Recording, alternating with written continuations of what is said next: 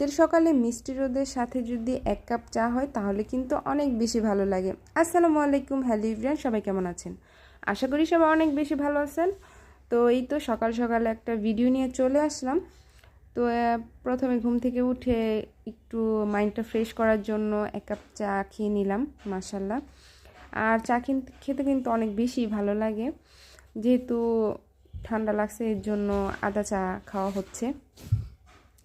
তো সাথে খেয়ে নিলাম সুগার রুটি। তো এখন চলে যাব আমার কাজে, কারণ কেকের অর্ডার আছে।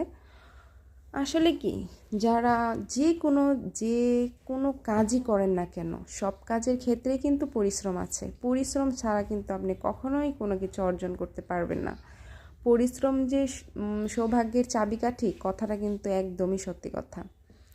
তো যাদের আমাদের কেকের অর্ডার থাকে বা আদার্স অন্য যে কোনো বিজনেস থাকে, তাদের ক্ষেত্রেও কিন্তু সবাই সবার কাজের ক্ষেত্রে খুবই কনসার্ন। তো যাই হোক, তো এখন আমি আমার কেকের কাজ শুরু করে দিলাম। তো এই যে বেসটা কমপ্লিট করার পরে এখন আমি সুগার সিরাপ, তারপরে হোয়াইট চকলেট গানাশ, এগুলি দিয়ে পুরো কেকটাকে কাভার করে নেব। মাশাল্লাহ, কাজগুলা মাঝে মাঝে করতে অনেক খারাপও লাগে, আবার অনেক বেশি ভালো লাগে। কখন বেশি ভালো লাগে জানেন? যখন কাস্টমারের কাছ থেকে অনেক সুন্দর একটা রিভিউ পাই, তখন মনে হয় না, নিজে কোনো কিছু করতে পারতেছি, আলহামদুলিল্লাহ, আল্লাহ পাক আমার মধ্যেও কিছু গুণ দিছে। তো তখন নিজের কাছে অনেক বেশি ভালো লাগে। তো এটা ছিল একটা 1/2 পাউন্ডের কেক।